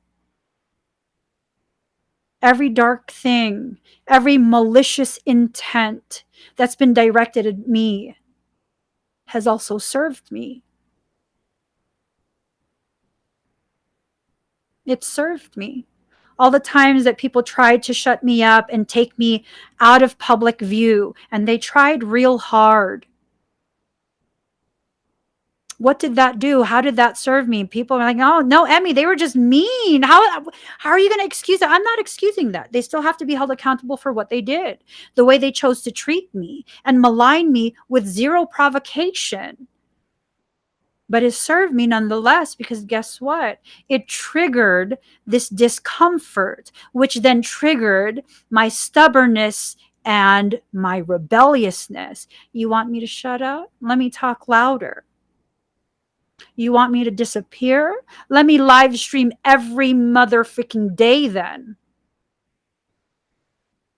So in the end, my purpose always wins out. It always leads to my growth, a growth that's publicly witnessed, because that too is part of my purpose. Allowing for the unfoldment to be seen, giving you an inside glimpse into the chrysalis that births the butterfly. History speaks of the people who went through the metamorphosis from a consuming caterpillar to a liberated butterfly. But many of us don't know the journey that was taken between the egg that hatched the caterpillar and the chrysalis that birthed the butterfly. And maybe I'm giving myself too much importance at this point, but it feels like part of my purpose, my personal purpose, is to allow you that inside glimpse, the liquefaction of the caterpillar, sacrificing my former form in exchange for a life with wings. One is not more important than the other. It's simply a process of transformation, transmutation. That's it. Going from one form to another. This is the year you have the opportunity to do that for yourself. Surrendering to the path laid before you. And what is that path? The path that leads to your spiritual wilderness. You're still within the confines of the nature reserve. You're still behind the gates. Put your boots on, get your day bag, get ready to exit and go into your wilderness. Walk your truth. Walk your truth. Awaken. I cringe whenever I hear people talk about how woke they are. I just cringe. It stands for something cringy to me at this point. So what term would we use? Aware. Instead of awaken, awareness. Allow yourself to expand your awareness. People make it a point to try and expand their consciousness. Consciousness is infinite. It's infinite. You're expanding something already infinite. That's, I don't know if that's proper use of your time and effort. Awareness, though, awareness is tied to the limitations of the consciousness you have as a human. Human consciousness serves as a membrane to hold that individuated identity of creation. That is what you expand, that awareness of what you don't know, not awareness of what you know so you can memorize and spew more of regurgitation and yada, yada, yada. No. So you can become aware of what you don't know. And as you become aware of what you don't know, you can then begin the process of choosing to get to know it more. And I promise you, when you go through this, you'll begin to realize how much you actually do not know. Because as you become aware of what you don't know, that awareness takes you to a higher level of awareness of what else you don't know and what else you don't know. That in itself is very humbling. It's a beautiful process. It's a very beautiful process. The more I discover about myself and about the collective whole, the more I become aware of how little we actually know about ourselves and about the collective whole.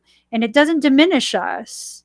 Instead, it fills me with this hopefulness that there's still so much more to learn, that society, humanity, civilizations, our history, our future, our potentialities, they have barely been explored.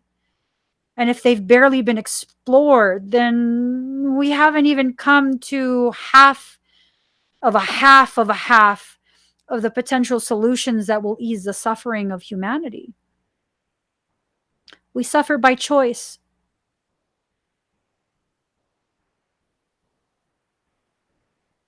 We suffer by choice. When we choose to not get out of our own way, when we choose not to receive, when we choose not to heed the guidance of soul, when we choose everything that we're not supposed to choose because we still need to learn by choosing the opposite of what makes it easy. We choose our suffering. We choose our struggle. It's not a bad thing. It amplifies your capacity to learn. But if you choose not to understand, not to observe that this is merely a process, all of that gets repeated. And then it truly becomes suffering instead of just the discomfort of expanding awareness. So unconditional love. Unconditional love for self. Okay? You need to love yourself unconditionally. Unconditional love does not mean you make excuses for yourself. It does not mean that you have to be okay with the ways in which you feel you're falling short. As long as those standards that you are using to determine that you're falling short is based on what your soul is guiding you to, that's fine. It's just part of the process of self-awareness, self-realization, self-actualization. But the moment you begin determining your lack of worth, you falling short based on other people's expectations of you, that's not going to be good. Cosmic connection. That cosmic connection is going to be amplified this year. Amplified between everyone in the collective whole, as well as amplified between specific souls who are needing to be in communication with each other. La la la la la.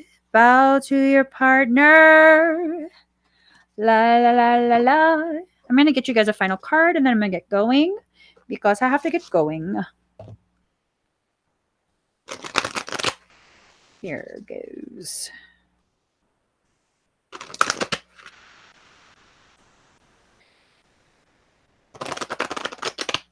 Okay, so I'm going to pick something from Jesus Enriquez Rosas. Ooh. Completion. Whatever you were suffering through, from summer through winter, it's completed. You're just finishing out the last of it. It's completed. So what gets completed energetically, it takes time to filter into the density of flesh and to be experienced in the density of that human consciousness. Okay? So it's going to take maybe a couple weeks, maybe a couple months for you to see how it truly did already finish. So card number 7, Blood Angel. In the midst of the darkness, a moon appeared with its brilliance. Stepping down from the clouds, it glanced at me. Like a falcon that hunts a bird and steals it away, it captured me and flew back to infinite space. As I looked for myself, I could not find me, for my body had become all soul in the tenderness of love. The 9 spheres of heaven dissolved in that moon as the ship of my existence drowned in the sea of love. Do you dare place a limit on how much life you can contain? I pour of myself into your heart and invite you to become nothing and everything with me. Let us be the sunrise that greets a new day and the sunset that honors the dying of the day in radiant glory. Let us be the angel of light arising from darkness and the starburst in the awakening heart of a human. Be the moon at the back of my heart and the sun at the front of my heart. Be wordless and wise. Let us have nothing that we know for certain and be content. Let us be all and let us be nothing.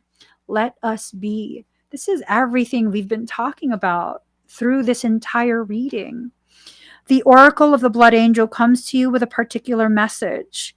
You are being given the gift of more life. You may experience this as growth, expansion, more energy, more life force or divine electricity circulating through your system. The blood angel understands that in the gift of greater life, which enables the soul to live more of its essence, becoming a more palpable divine presence upon this earth, there are many unavoidable experiences. One of these is that there will be more sunsets to encounter the increase in your sunrises. There will be more sunsets to counter the increases in sunrises.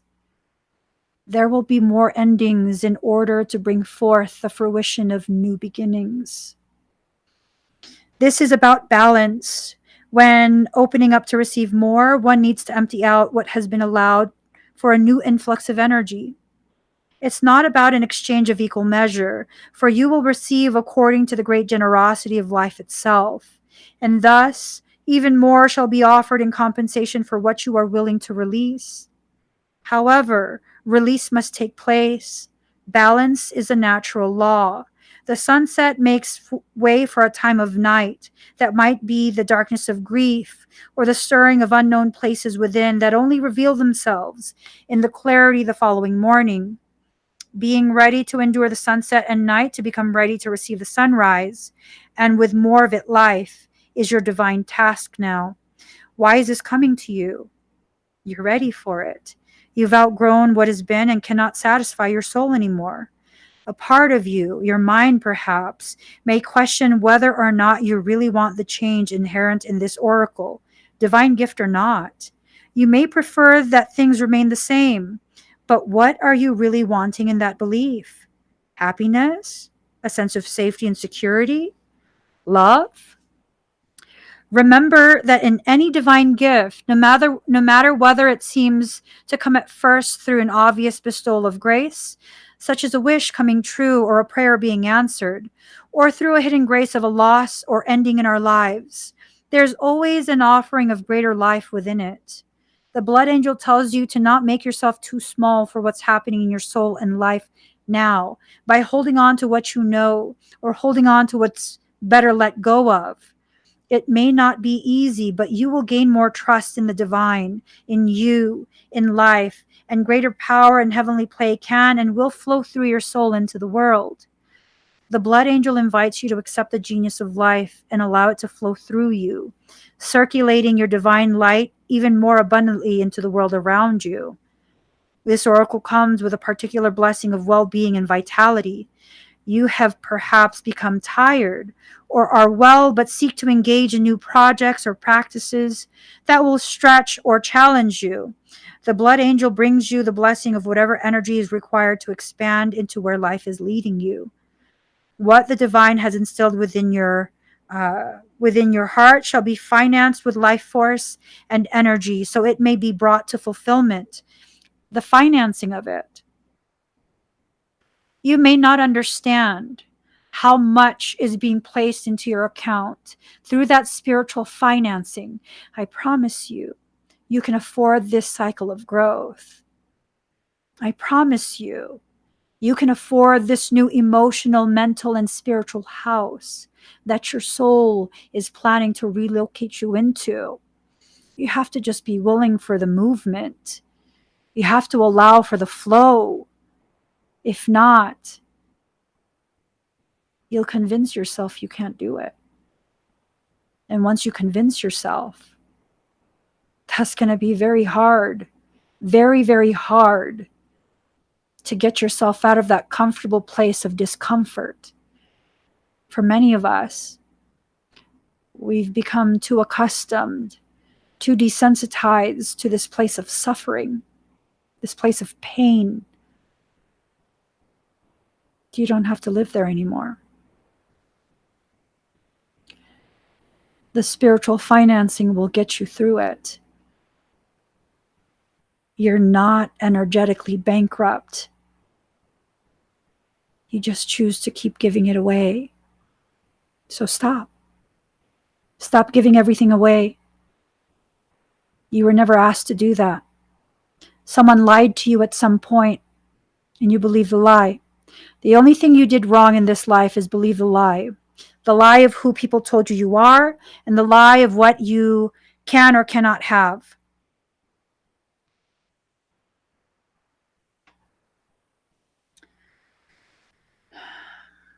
This is a sacred contract of human life. The journey shall be taken by the soul, and there will be challenges, and yet what is required for divine fulfillment will always be available.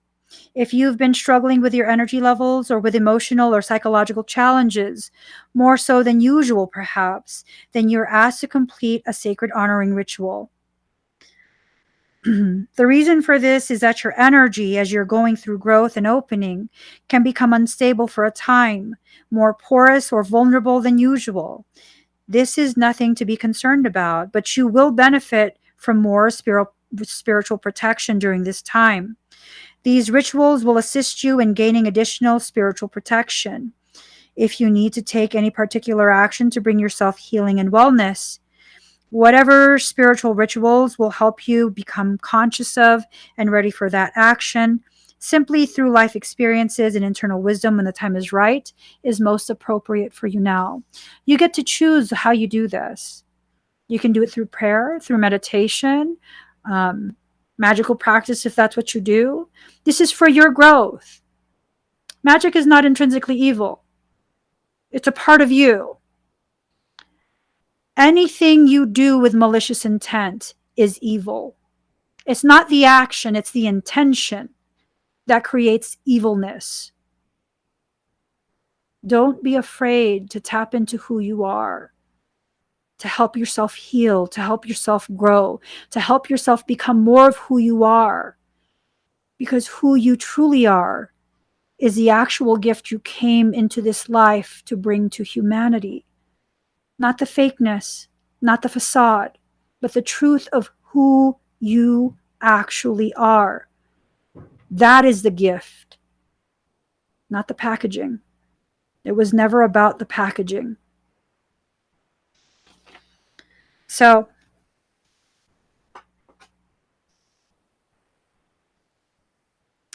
these changes, 2022, make them something great. I say make them something great and not something easy, because greatness, true greatness, it must be worked for. It must be earned. It must be created with your own hands, forged from the flames of your truth. You have the ability, you have the authority to make this the most amazing year of your life. However that amazingness presents itself, that's really up to you. If you think the best year of your life is simply about money, now I'm not rich, but I know a lot of people who are.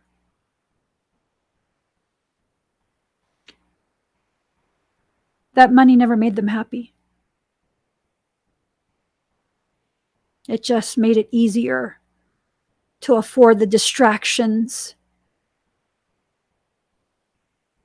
that kept them from realizing how unhappy they've been. And when you can afford a lot of distractions, some people will be like, well, at least I can afford to be distracted. Yeah. Can you spiritually afford the cost of the compaction of that unattended to matter? That's how you experience spiritual bankruptcy. I would rather be spiritually rich than financially.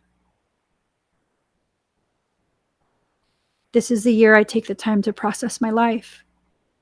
This is the year I allow myself to truly blossom, not just show you the buds that are growing, but allow you to witness the opening of those buds. This is the year I choose me. I deserve that. You deserve that. I'm not just going to show up. I'm going to actually be. From this point on, decisions will be made based on one singular question.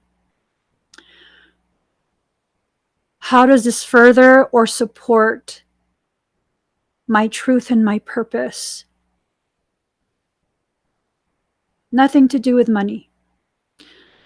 My truth and my purpose, the reason I was born. Does this support and further the growth and development of the reason I came into this life?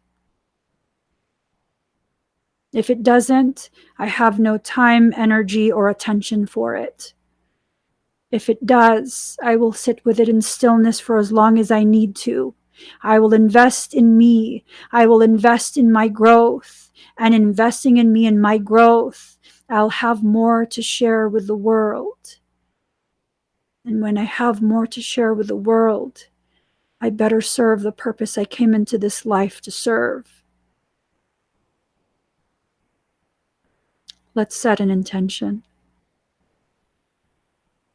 May everything we need to grow find us in perfect time and measure. May every connection that supports our growth with compassion, dignity, and grace be allowed to grow up our walls and meet us in the tower we've locked ourselves into. May their presence entice us to come out, lay in the sun and the truth, and just, it's a beautiful life I see. It's a beautiful, full life that I see.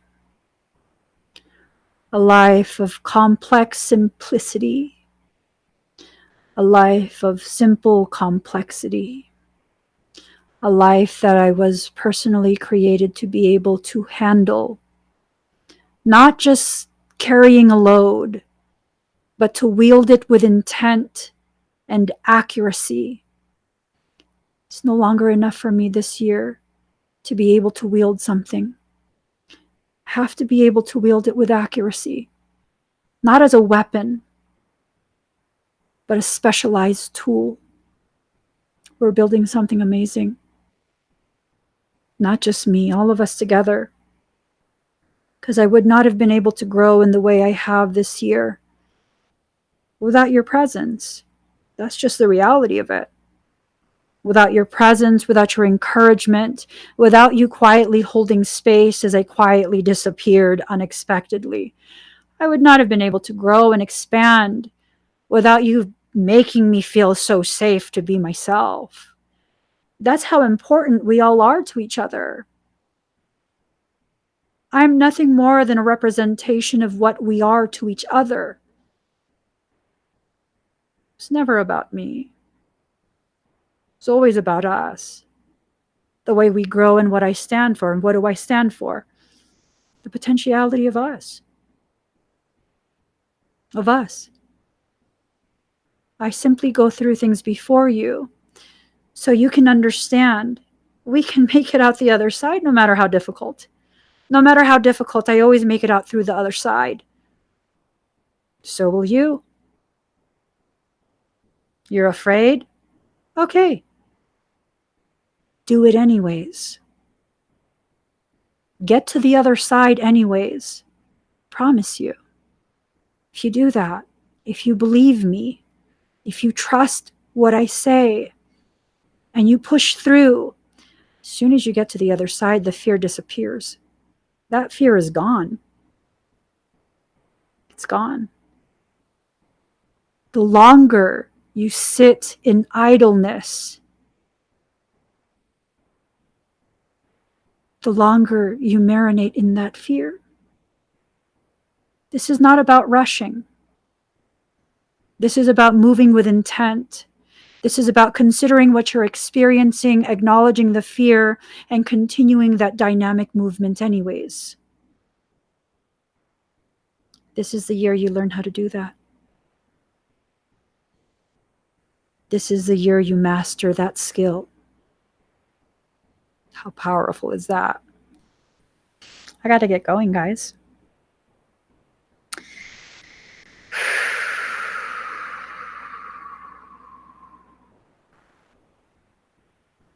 I hope you guys have not even, how would I put it?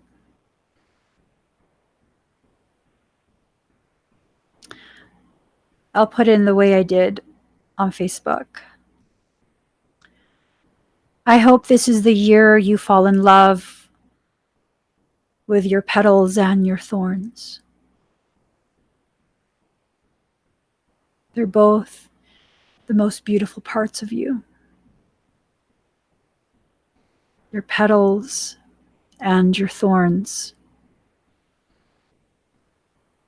Please give this video a thumbs up. If you haven't already subscribed, please do subscribe. Turn on that notification bell. Join me when I'm live. Please put in the calendar 8 a.m. Pacific Standard Time every Tuesday. I'm coming live, you guys. And in the next few days, please look out for an announcement. I will begin announcements for quite a few projects associated with the Soul Sanctuary podcast. I do have the website up. I don't know if you guys know this. I've owned the website, thesoulsanctuary.love, since I think 2017.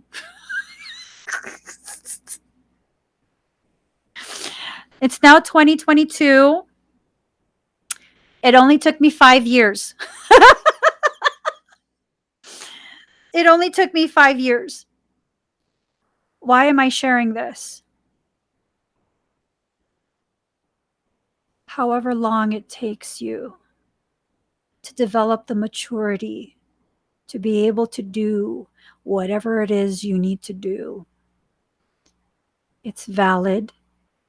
It's on time. I could have never done this 5 years ago. I didn't have the courage and I didn't have the maturity. Everything happens in perfect time. There's never any waste. Never. So y'all look for me on all social media platforms. Join my Facebook group. The Facebook group is a private group. You can share so much of yourself there. No one can share it out. It's a private group to protect you, make you feel safe. It's really, I want it to be a sanctuary for you where you can share of your spiritual journey, the things that you've struggled with, concepts you're curious about. So many of us feel so unsafe asking questions that will help us to grow. Not in the sanctuary. On Facebook, I'm Soul Sanctuary, the Soul Sanctuary podcast. On, I believe, all other social media, I'm Soul Sanctuary 23. Soul Sanctuary 23. I'm on TikTok, Twitter, Instagram, and YouTube. I'm on YouTube now too. I just haven't put anything up there. So join me on all of that. Lots of projects coming. If you would like to be a contributor for the website, thesoulsanctuary.love, you want to write some articles, share information, whatever it is, go to that website, shoot me an email. There's a form on there. You can share whatever you want, and we take everything into consideration.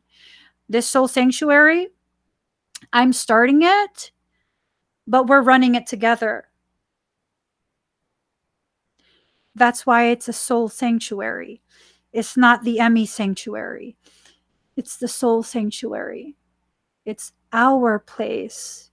It's our sacred space where we can come together and lend each other the courage to continue expanding, to continue our expansion of our awareness.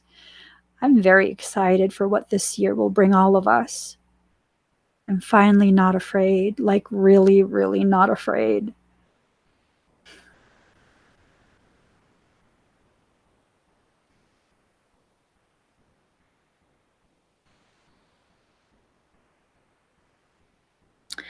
I know I just said like there was no way I was going to do it earlier and everything's on time, but I also have to acknowledge thank you guys for waiting.